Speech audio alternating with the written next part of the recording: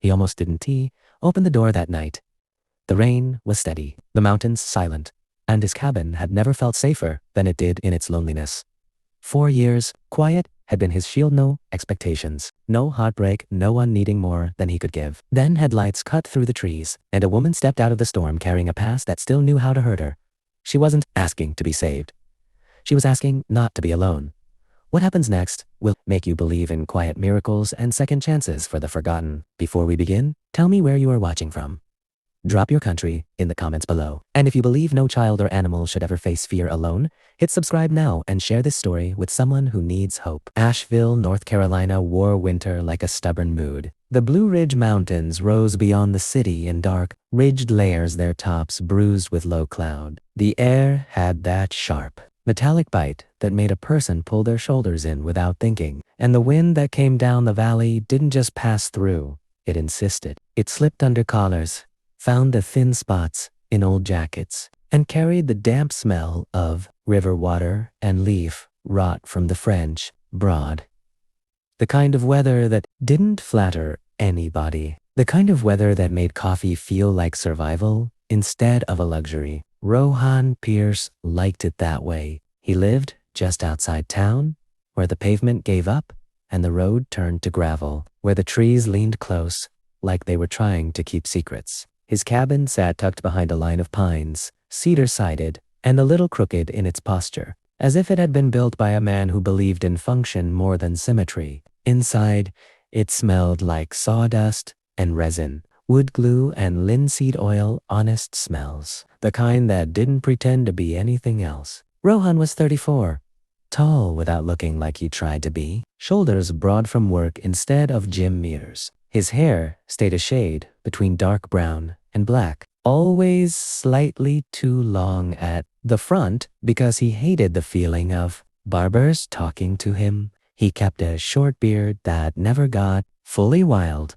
but always looked like it had made its own decisions. His hands were the first thing people noticed, big, scarred in small places, fingertips roughened from years of sanding and lifting, the kind of hands that could fix what other people threw away. His quiet wasn't shyness. It was preference. He wasn't afraid of people. He just didn't see the point of most conversations. Small talk felt like chewing cardboard, technically possible, spiritually pointless. If he went an entire day only speaking to the cashier at the hardware store, he considered it a good day. Otete, his feet sprawled across the workshop floor like a fuzzy throw rug with opinions, lay Mito was a rescue dog, somewhere around 6 years old. Mixed breed with the kind of ancestry that looked like a committee had voted on it. Medium-sized, lean, ash gray with a darker mask around his eyes that made him look permanently skeptical. His ears didn't match. One stood up like a question mark.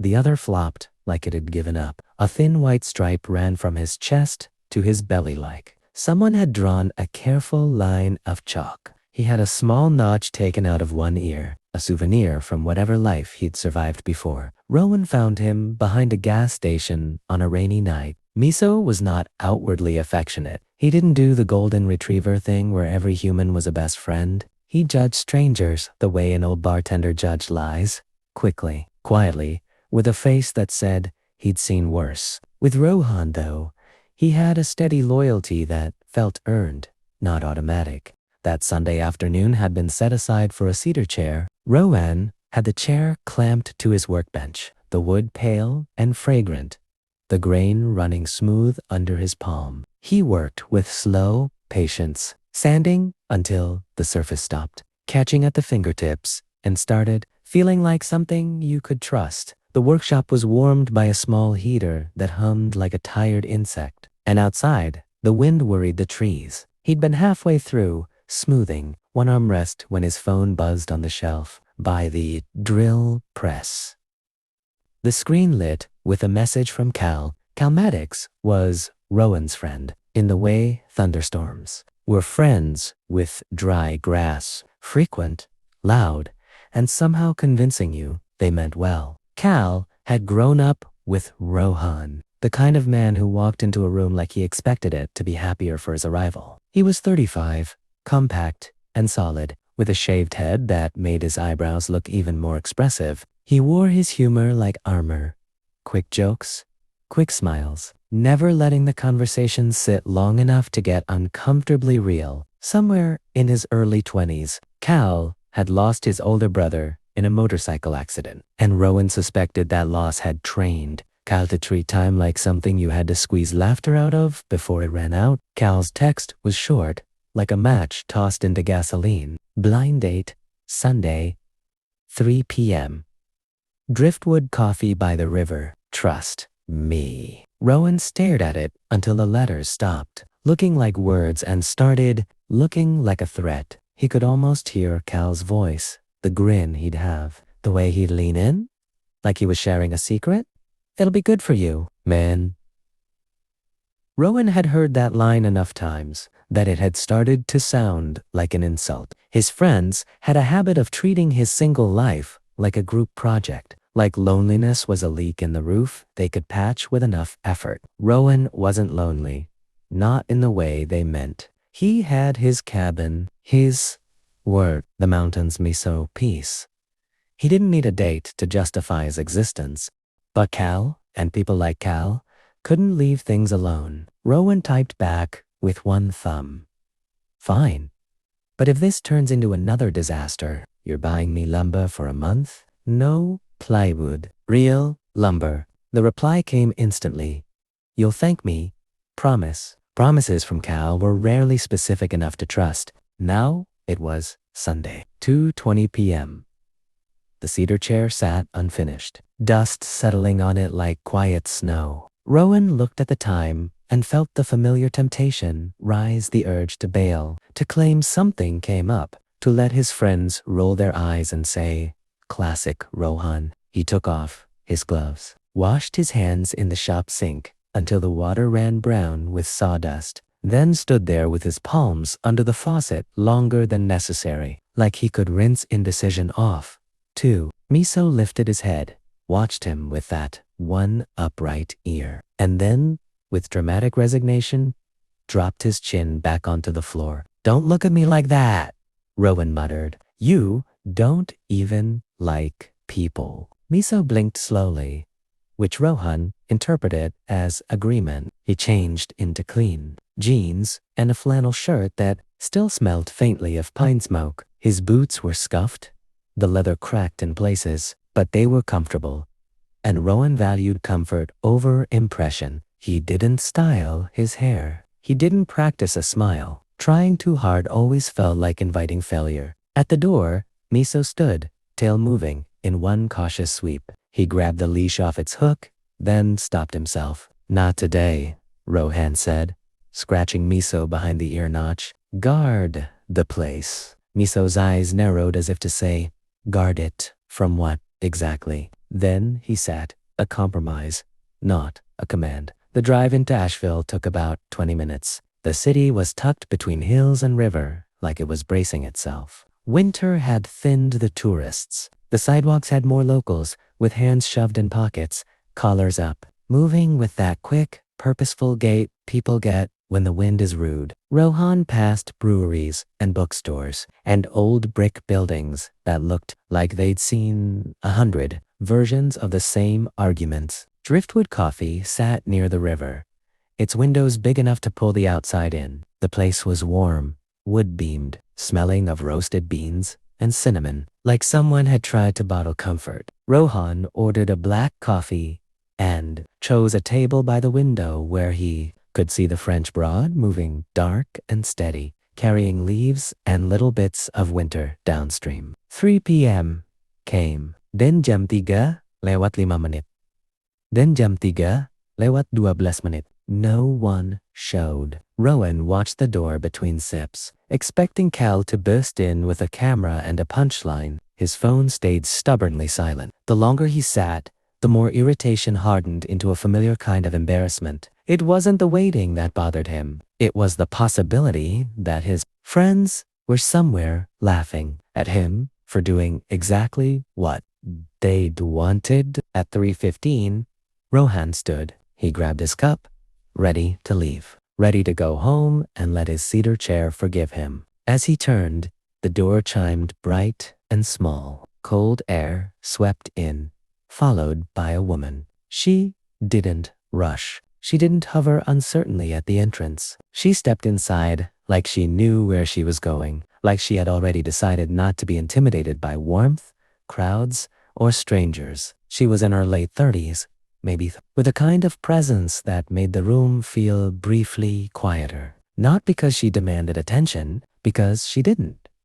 She was average height, maybe 5'6", with a steady posture and a softness to her movements that looked like calm rather than fragility. Her hair was deep brown, loosely pinned up, a few strands curling at her neck from the damp cold outside. Her skin was lightly freckled across her nose and cheeks, the kind of freckles that looked earned by sun she didn't have today. She wore a long cream coat over a dark floral dress and boots that had seen actual weather, not just parking lots. Her eyes scanned the room. When they found Rowan, they didn't slide away. They held. Rowan's first thought was that she had the wrong man. His second thought, quick and unwelcome, was that if she did, he hoped she wouldn't realize it immediately. She walked straight to his table, stopping close enough that he could see the faint pink on her cheeks from the cold and the way her mouth hovered on the edge of a smile that didn't feel practiced. Rowan? Lowen? She said. He cleared his throat. Yeah, that's me. He tried for casual and landed somewhere near stunned. Sorry, I was just leaving. Her smile tilted, warm but amused. Same, she said, which makes me think we might be standing in the middle of the same joke. She held out her hand. Maurice. File. Her fingers were warm when he shook them, a small detail that stuck in his mind like a thumbtack. Rohan let out a breath. He hadn't realized he'd been holding. Cal, he said, like it explained everything and nothing. He told me I'd thank him. Maris's eyes softened with recognition. Tessa? She replied. She said the exact same thing, like they all share a script. Rowan's mouth twitched despite himself. They probably do. Maris sat down across from him, as if the decision had already been made. She set her bag carefully beside the chair, posture relaxed, not trying to take up too much space, but not shrinking either. Rowan sat too, more slowly this time, his irritation fading into something he didn't have a name for yet. Outside the window, the river moved on, indifferent to pranks and possibility. Inside, Rohan looked at Maris and felt a strange, cautious pull, the same feeling he got when he found a piece of wood with hidden grain, something that might be stronger than it looked if you treated it right. He didn't know what was about to happen. They didn't start with introductions the way most people did, listing jobs like credentials or hobbies like proof of personality. Instead, Rohan and Maris sat across from each other at the small wooden table, steam lifting from their cups, and let the quiet do some of the work for them. Outside, the French broad slid past the windows, dark and patient, carrying winter downstream. Inside, the cafe hummed with low conversations, the hiss of milk, steaming, the clink of ceramic. None of it pressed in on them. It felt held at a distance, like weather watched from behind glass. Maris wrapped both hands around her mug, not too warm herself she'd already thawed, but as if grounding herself in something solid. Up close, Rowan noticed details he hadn't from across the room. The faint scar along the inside of her left wrist, pale and thin, like it had healed carefully. The way her eyebrows lifted when she listened, not out of politeness, but attention. Her eyes were brown, not flat brown, but layered, flecked with amber, the kind that caught light instead of reflecting it away. So, she said, the word gentle, not demanding. What were you about to escape back to before I walked in? Rowan huffed a short laugh. A half-finished cedar chair. It was probably enjoying my absence. That sounds suspiciously like something you'd rather be doing, Maris said. Amused. It is, he admitted. Wood doesn't interrupt you, doesn't pretend to listen. Maris smiled, not offended. People interrupt a lot, she agreed, sometimes even when they mean well. That cracked something open. Rohan found himself talking without the usual internal editor barking warnings. He told her about the workshop behind his cabin, about how he'd learned the trade piecemeal helping an old carpenter named Glenn in his 20s, fixing mistakes before he learned how to avoid them. Glenn had been a wiry man, with hands like knotted rope and a voice that rasped from decades of cigarettes. He'd taught Rohan one lesson that stuck: never rush a material that had taken years to grow. Glenn had died of lung cancer before he was 60, and Rohan sometimes thought the patience he carried now was an inheritance, passed without ceremony. Maris listened like someone trained to notice small shifts. She didn't nod excessively. She didn't interrupt with her own version. She let his words land. And you, Rowan asked when he realized he'd been talking longer than usual. What did you leave unfinished to come here? Maurice's mouth curved, but there was something thoughtful behind it. Paperwork, she said. Always paperwork. I manage programs at a wildlife rehabilitation center outside town. We get injured. Animals, hawks, foxes, the occasional black bear with a bad attitude, and my job is to make sure they get what they need before we send them back. Send them back, Rohan repeated. You don't keep them. She shook her head. No.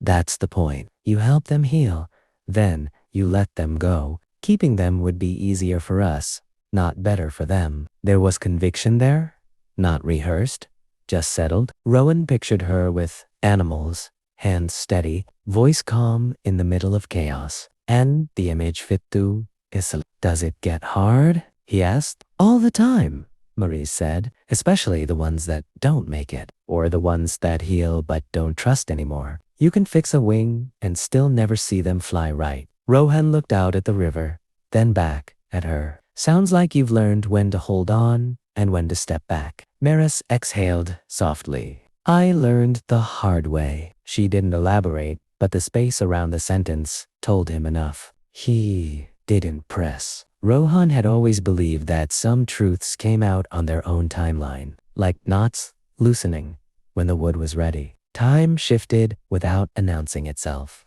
The cafe grew busier, then quieter. A barista with a shaved undercut and a sleeve of botanical tattoos wiped down tables, humming to herself. At the counter, an older man with a red knit cap argued cheerfully about oat milk. None of it intruded. Rowan realized with a small jolt that he wasn't scanning the room anymore. He wasn't waiting for Cal to appear. He was fully there. Maris leaned back slightly, studying him with an expression that was curious without being invasive. Can I ask you something honest? He nodded.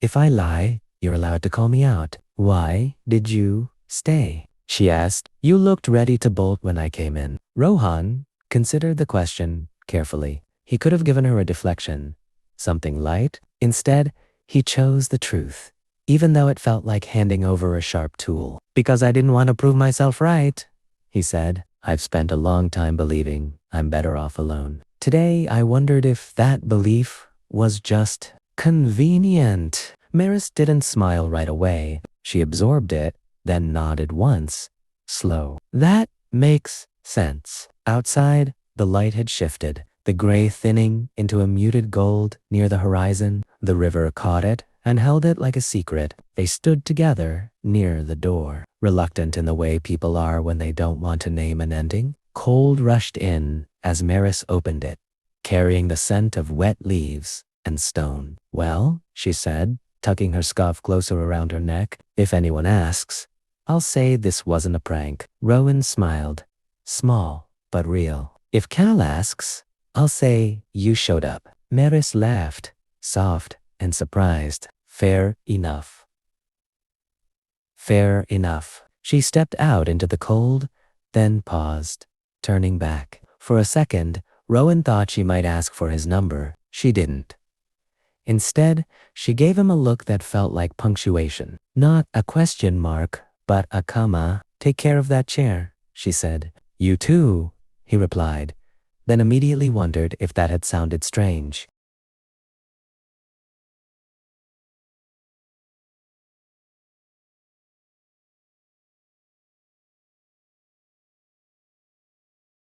Maris didn't seem to think so. She lifted a hand in a small wave and walked away. Boots crunching on gravel, coat catching the wind. Rowan watched until she blended into the passing bodies on the sidewalk. The drive back to the cabin felt quieter than usual. The road curved through trees that leaned and whispered. Rohan kept replaying moments the way. Maris's eyes sharpened when she talked about animals, the way she hadn't flinched at his honesty. At a stoplight, he realized his phone was still in his cup holder. Blank screen, staring up at him like an accusation. He didn't have her number. At home, Miso met him at the door, tail making a single decisive wag. The dog sniffed his jeans, then his hands, then sat as if concluding a thorough inspection. Yeah, Rohan told him, toeing off his boots. I know. He sat on the edge of the couch longer than necessary, workshop lights still off.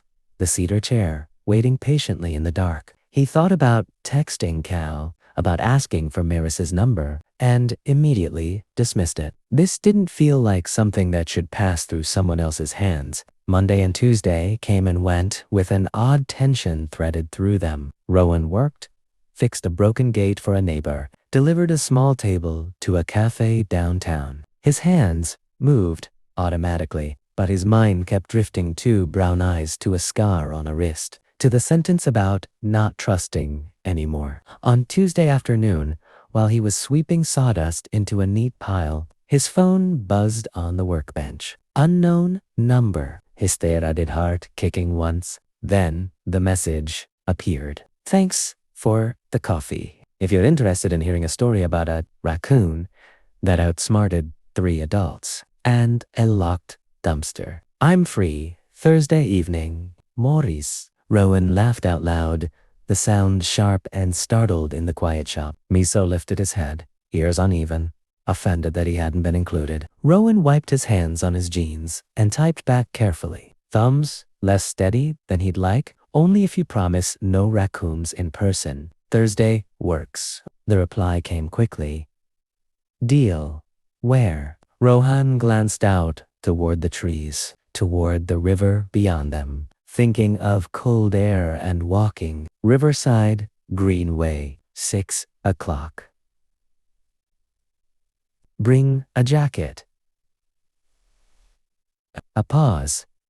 Then, I will. And bring Miso. I'd like to meet your quality control. Rowan stared at the screen, a slow smile spreading despite himself. Looks like you've been promoted, he told the dog. Miso stood, stretched, and wagged his tail once, as if accepting the role. Outside, the wind moved through the pines, insistent as ever. Inside, Rohan turned back to the cedar chair, hands lighter.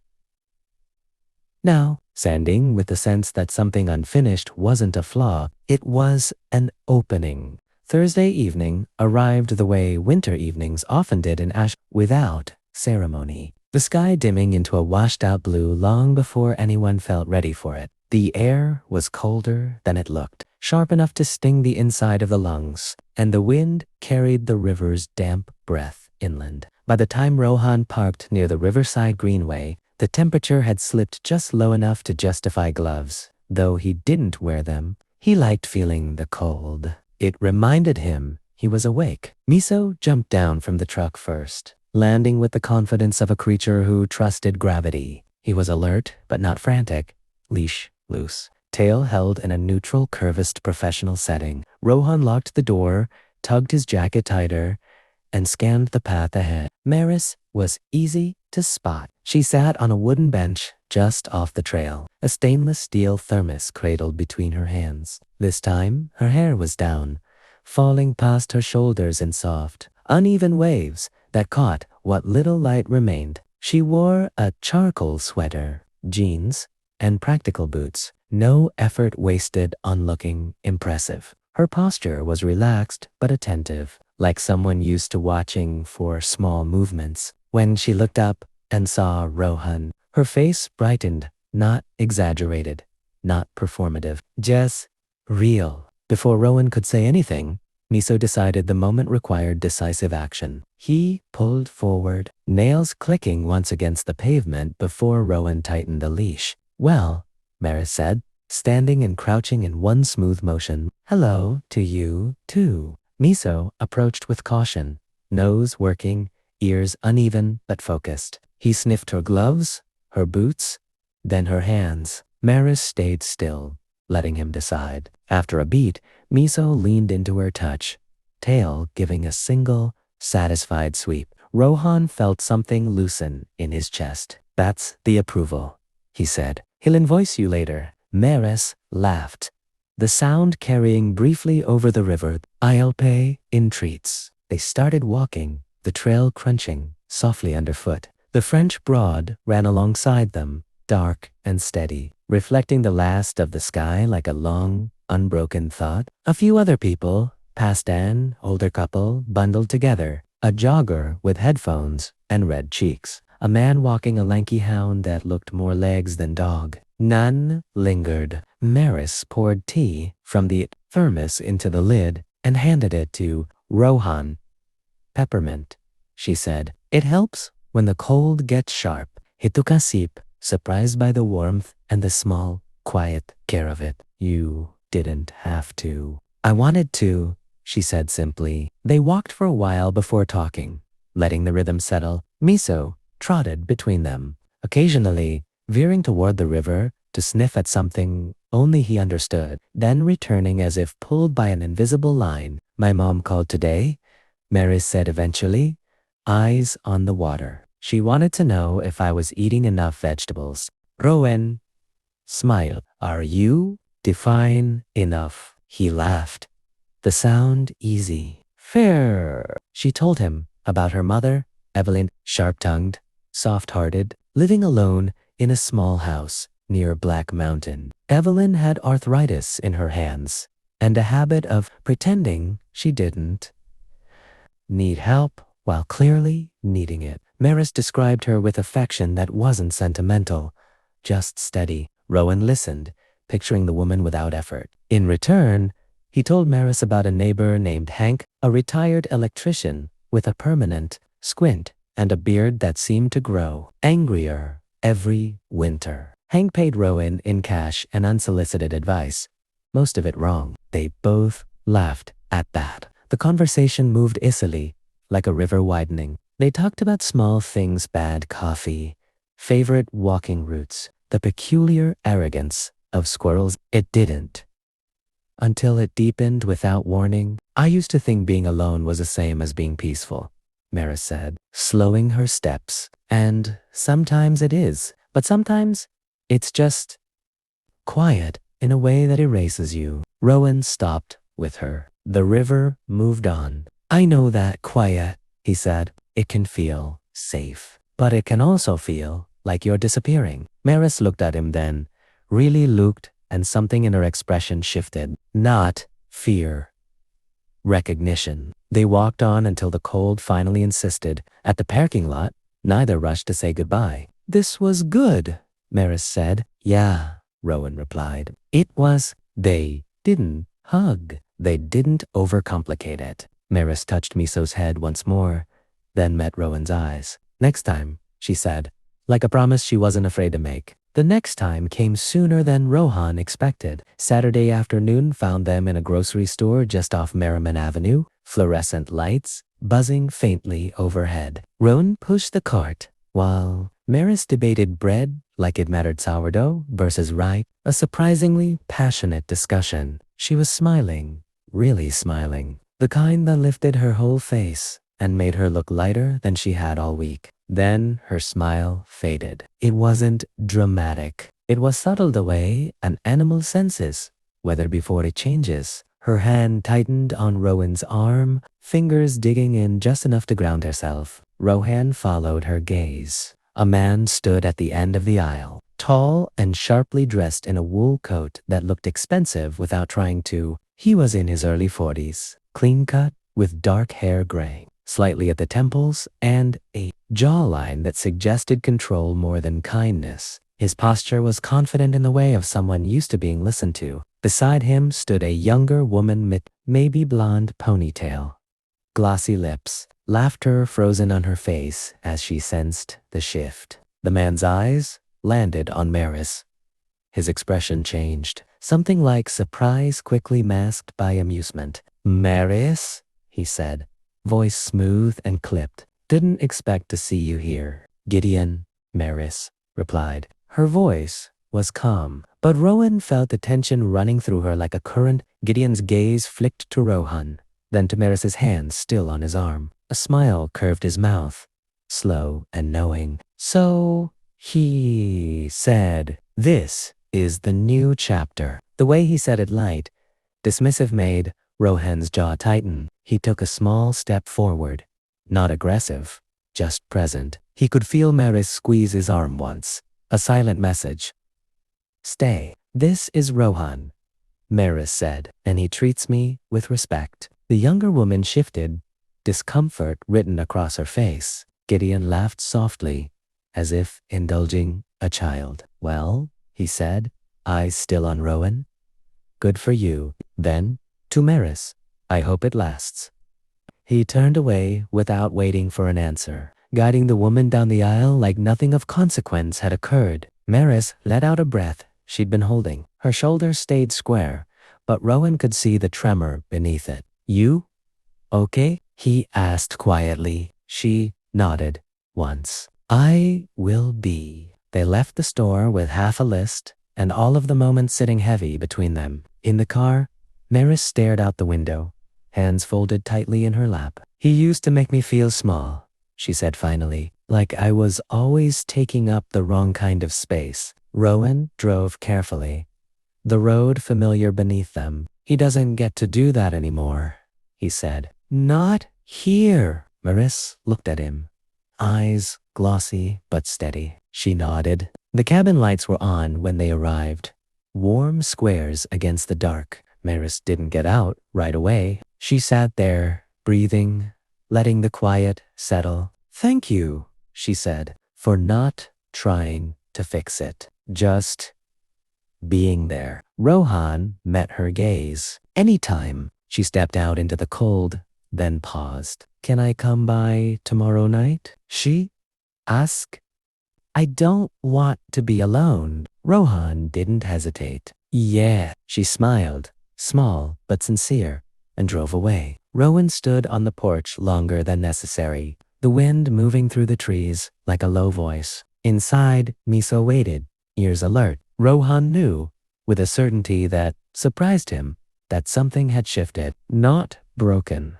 Shifted. And once shifted, it wouldn't go back. Sunday night arrived wrapped in rain, not the violent kind that slapped roofs and flooded gutters, but a steady, patient rain that soaked into everything and stayed. The sky over Asheville pressed low and dark, clouds dragging themselves across the mountains as if too tired to lift. By late afternoon, the pines around Rowan's cabin smelled sharp and clean, their needles slick and blackened. The earth underneath turned soft and forgiving. Rohan had spent most of the day pretending he wasn't waiting. He worked in the shop, reorganized tools that didn't need reorganizing, swept floors that were already clean. Miso followed him from room to room, watchful in the way dogs get when something feels different but hasn't happened yet. By dusk, Rohan gave up the act. He showered, changed into a clean sweater and jeans, and put water on to boil,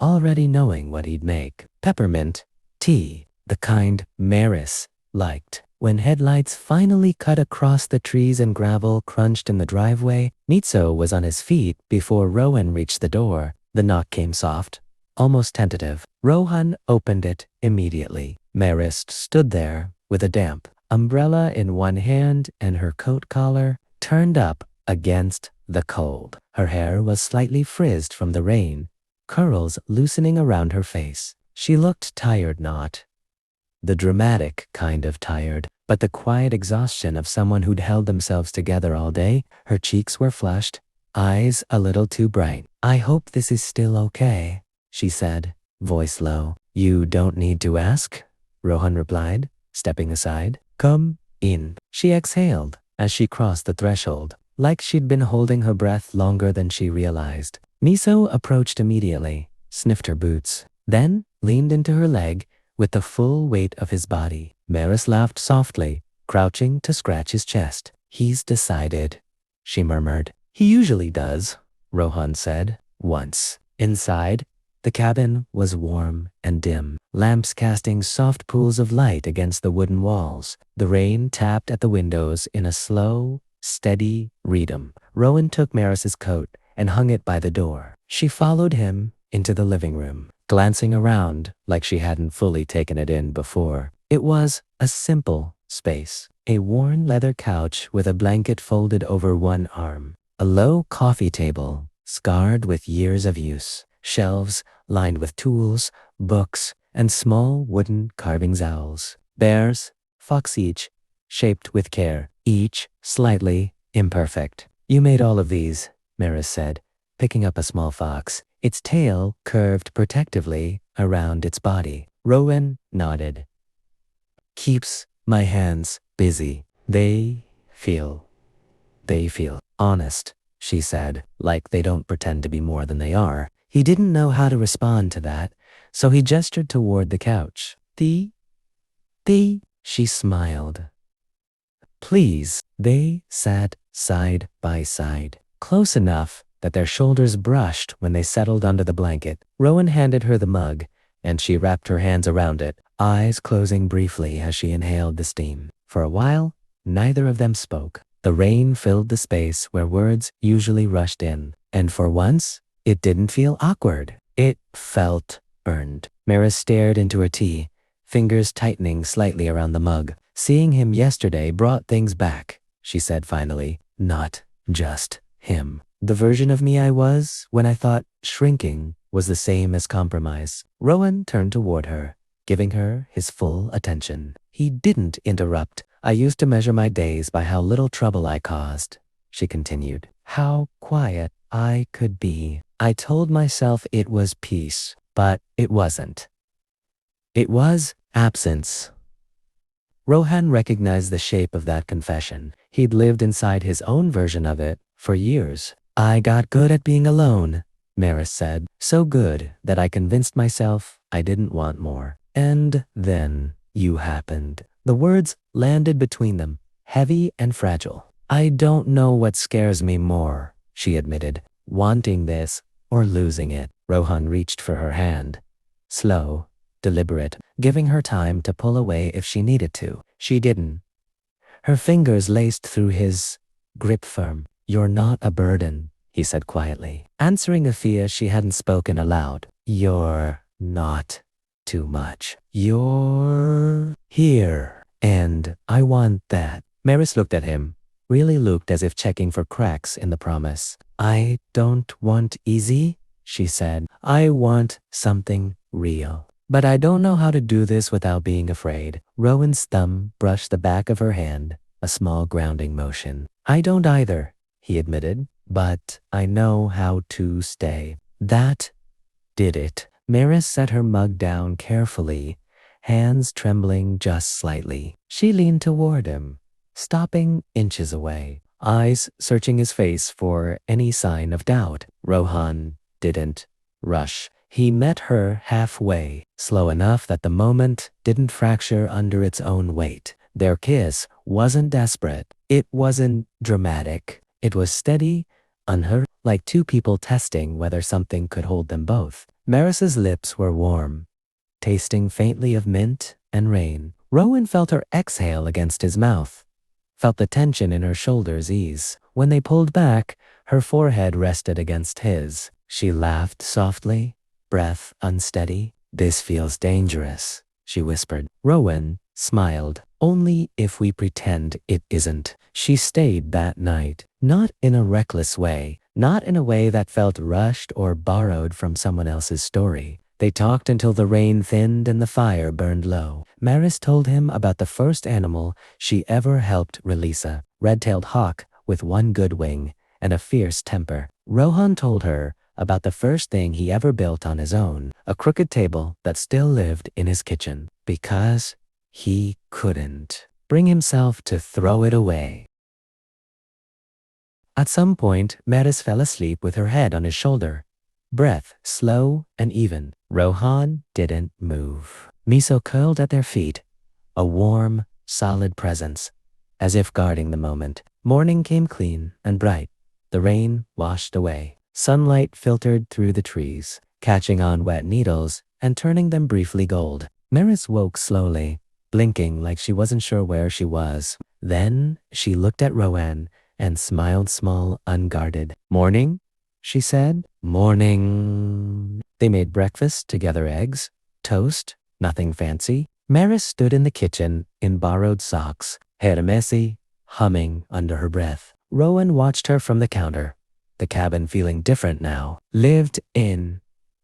Open. I should check on my mom," Maris said eventually, glancing out the window. "But I don't want this to be a one-time thing." "It won't be," Rowan said without hesitation. She studied him. "You're sure?" "I don't make promises I can't keep," he replied. "But I know this. I want to build something with you.